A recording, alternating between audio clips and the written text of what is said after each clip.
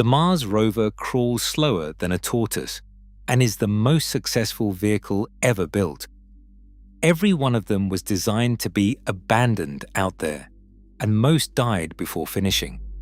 Mars keeps every track it is given. So how do you get from a 9-pound Soviet box on skis that went quiet after 20 seconds to a 1-ton nuclear truck that millions of people mourned online? It starts with a cable. In 1971. On December 2, 1971, a Soviet lander fell through a dust storm that had swallowed the entire planet. It came down under a parachute, fired its retro rockets, settled onto the surface, and opened like a flower. 4 petals, 1 camera. For about 20 seconds, it sent a signal home, and in that time, it began drawing a single photograph line by line, the way an old fax machine crawls out a page. The picture never finished. What came back was a grey smear, featureless. The first image ever sent from the surface of Mars, and also the last thing anyone would ever hear from that spacecraft. Then nothing. Engineers waited through the next communication window. They waited through the one after that. The lander was called Mars 3, and folded up inside it was something the world would not learn about for almost 20 years. It weighed 9.9 pounds. It was a small metal box, roughly 8 inches long, riding on 2 wide flat skis that lifted it just clear of the ground. It had no wheels. It could not drive. It shuffled, 1 ski at a time, at about 1 meter per hour, which is slower than a garden snail in a hurry. A robotic arm was supposed to lift it out of the lander and set it on the dirt, where it would creep forward and stop every 5 feet to take a reading. It could never go farther than 49 feet, because that was the length of the cable tying it to the lander for power. 2 thin metal rods stuck out the front. When they bumped a rock, the machine backed up and stepped sideways. That was the entire brain. It had no map, no memory, and no real idea where it was. Here is the part that matters. The little rover carried instruments, but a large share of its scientific value was meant to come from something much simpler. The lander's camera would photograph the marks its skis left behind, the depth of the grooves, the way the edges crumbled or held, would tell scientists back on Earth how firm the Martian ground was and whether anything heavier could ever stand on it. It was not sent to explore. It was sent to leave a mark and be photographed leaving it. It never got the chance. That was just a bad landing. At least, that is what everyone thought. In truth, the Soviet Union simply did not mention the rovers, and the fact that 2 of them had been sent to Mars stayed quiet for nearly 2 decades, while on the other side of the world, nobody built anything with wheels at all. 5 years later, the Americans landed twice and did not move. Viking 1 touched down in July of 1976, Viking 2 in September, and both sat exactly where they came to rest for the whole of their working lives. They were superb machines. They dug, they sampled the air, they ran chemistry experiments looking for life, and returned results nobody could agree on. They also cost around $1 billion in 1970s money, which is the sort of number that ends a conversation. After Viking, the surface of Mars went untouched by any working spacecraft for 21 years. Missions were proposed and cancelled. In August of 1993, a probe called Mars Observer went silent 3 days before arrival, taking almost $1 billion of hardware into the dark with it. So the thing that finally cracked Mars open was not a bigger budget. It was a suspension system. In 1988, a mechanical engineer at the Jet Propulsion Laboratory named Donald Bickler worked out how to put 6 wheels on a frame with no springs and no shock absorbers at all. Just linkages, hinged so that when one wheel climbs, the others are forced down to compensate. The body barely tilts. all 6 wheels stay pressed against the ground roughly 99% of the time, even across broken rock. Picture a shopping cart that never rattles and never tips, one that can walk itself over a curb without a single spring anywhere in it.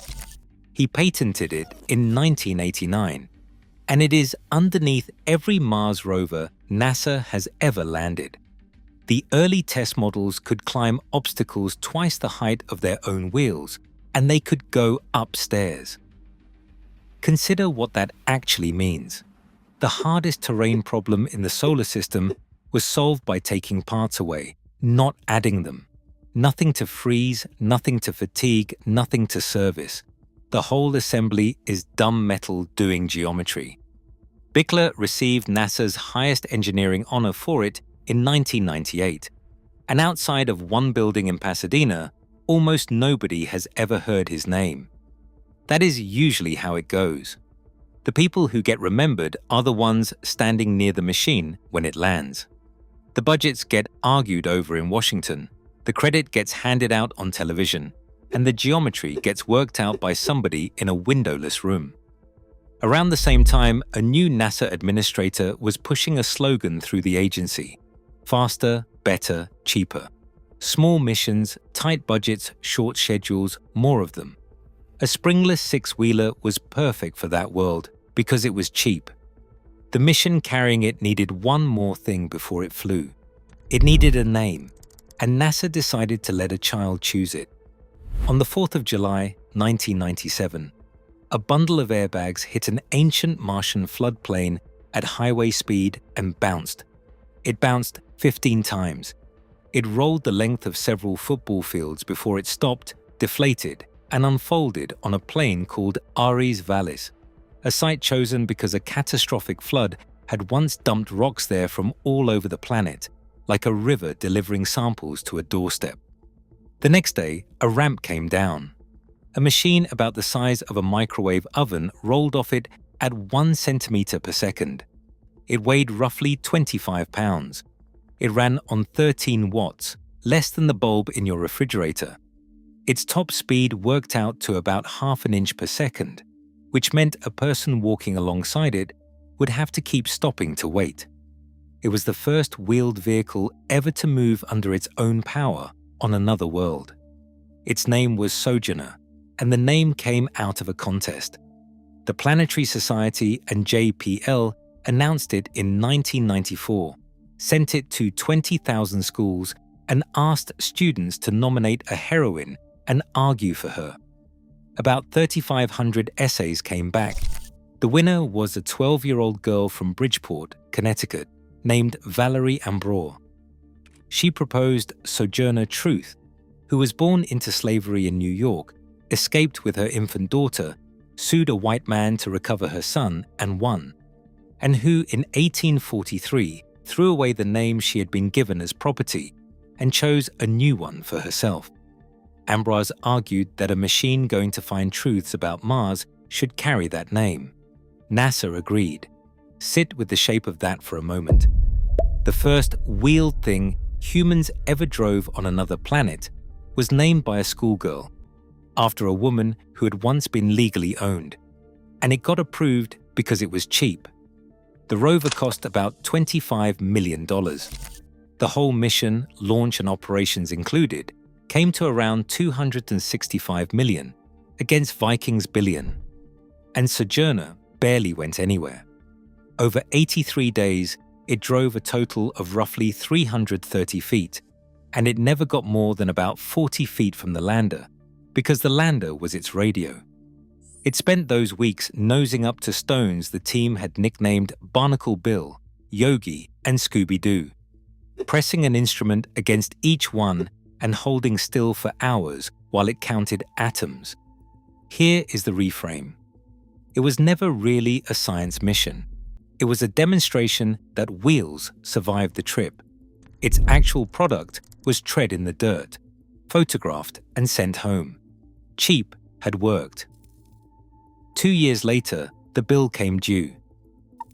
In September of 1999, a spacecraft called Mars Climate Orbiter burned up in the Martian atmosphere because one engineering team had been working in pound force and another in newtons, and nobody caught it. 10 weeks later, Mars polar lander went silent during descent and was never heard from again. Faster and cheaper, it turned out, had a body count. What came next was neither. Spirit and Opportunity were built as twins, landed 3 weeks apart in January of 2004, and came down the old way, wrapped in airbags, bouncing until they stopped. Opportunity got absurdly lucky and rolled to a halt inside a small crater with layered bedrock exposed in the wall. And within weeks, it had found tiny grey spheres of hematite scattered through the soil, a mineral that on Earth usually forms in standing water. They were rated for 90 Martian days and about 2,000 feet of driving. The engineers who signed off on that estimate were being cautious. They were also, as it turned out, wrong by a factor of roughly 50. On the 13th of March 2006, the motor in Spirit's right front wheel stopped turning and never turned again. The drivers adapted the only way they could. They put the rover in reverse and dragged the dead wheel behind it, across the ground, for the rest of its life. It was slower. It made slopes dangerous. It also turned a broken part into a plow. On the 29th of March 2007, while working beside a low volcanic plateau called Home Plate, that dragging wheel cut a bright pale trench about 8 inches wide through the red soil. The team looked closer. The instruments came back reading close to 90% silica. On Earth, deposits like that form at hot springs and steam vents. Both of those places, here, are absolutely crawling with microbial life. Steve Squires of Cornell, the principal investigator for both rovers, called it one of the most important findings either machine ever made. So the strongest evidence for a warm, wet, possibly habitable Mars was not turned up by a working instrument. It was turned up by the broken wheel, scraping ground it was never meant to touch. There is a human cost buried in that stretch too. A Martian day runs about 39 minutes longer than ours, so the people driving these rovers lived on Mars time, shifting their sleep, their meals, and their families 40 minutes later every single day, for months on end. Spirit bogged down in soft sand in 2009 and was declared finished in May of 2011. Opportunity kept rolling, and NASA started building something that would never have to worry about sunlight again. In August of 2012, a rocket-powered platform hovered over Gale Crater and lowered a 1-ton rover to the ground on 3 nylon cords, then cut them and flew off to crash at a safe distance. The engineers called the descent 7 minutes of terror because that is how long it took, and because Mars is far enough away that all of it had already happened by the time they watched it. Curiosity landed on its wheels. No airbags, no lander, nothing underneath. And it does not care about the sun. It runs on the heat of decaying plutonium, which means a dark sky cannot starve it. Its 6 aluminum wheels are 20 inches across, with a skin barely thicker than a drink can. The whole vehicle is the size of a small car and weighs about 2,000 pounds. Balanced on 6 wheels, you could dent with a hammer. And there are holes punched through that skin in a pattern. Dot dash dash dash, dot dash dash dot, dot dash dot dot. J. Peely. Every single rotation of every wheel stamps the initials of the Jet Propulsion Laboratory into the dust of another planet. The official reason is navigation, and it is a real one. The rover measures how far it has actually moved by comparing landmarks in its own photographs, and on smooth, featureless ground, there are no landmarks, so it manufactures its own. Opportunity had done the same thing by accident, using holes left over from where it had been bolted down for launch. Curiosity does it deliberately in Morse code forever. Then the wheels started to fail. On the 463rd Martian day of the mission, in November of 2013, a photograph came back showing a long tear opened up in the left front wheel, directly above the Morse code holes. One of the lead rover drivers later said that was the worst day of the mission for him, because the damage matched nothing they had seen in testing and nobody knew whether it would stop. It did not stop. Gale Crater is paved with sharp bedrock embedded like teeth, and the suspension was pressing the wheels straight down onto it. By 2021, 4 of the treads had broken clean through. The drivers began routing it the long way around, choosing softer ground over shorter distances, because from that point on, every mile had to be spent carefully. The most admired machine in the solar system was quietly grinding itself apart, and the first evidence was in the marks it left behind. It had cost $2.5 billion, and other missions were cut to pay for it. Then, in 2018, the sky went out. It began as an ordinary regional dust storm in late May of 2018, and then it kept growing until it had wrapped the entire planet. Opportunity had been driving for 14 years by then on solar panels, and it happened to be parked in a place the team had already named Perseverance Valley. The dust turned the sky the color of weak tea, and then took it away completely. On the 10th of June, 2018, the rover sent its last transmission. It was not a message. It was routine engineering data, power levels, and atmospheric readings, showing energy collapsing and a sky darker than any measurement ever recorded on Mars. Then silence. NASA sent more than 1,000 commands over the following months and got nothing back. On the 13th of February 2019, they stopped sending. You have probably seen its last words quoted. "My battery is low and it is getting dark." It is a beautiful line, and the rover never sent it. What came down was numbers. A science reporter named Jacob Margolis translated those numbers into plain English months afterward, on Earth, and the sentence escaped and went around the world, because millions of people had just watched a small machine die alone, and needed some way to say so. Final tally: a 90-day warranty, 14.5 years, 28 miles of driving, which also means the most quoted sentence in the history of Mars exploration was written by a human being who was sad. That brings us to the last rover, and to a small piece of metal almost nobody notices. In May of 2020, in a clean room at Kennedy Space Center, technicians were finishing the assembly of a rover called Perseverance, while the world outside shut down around them. They were running extra shifts specifically so that fewer people would be in the room breathing the same air.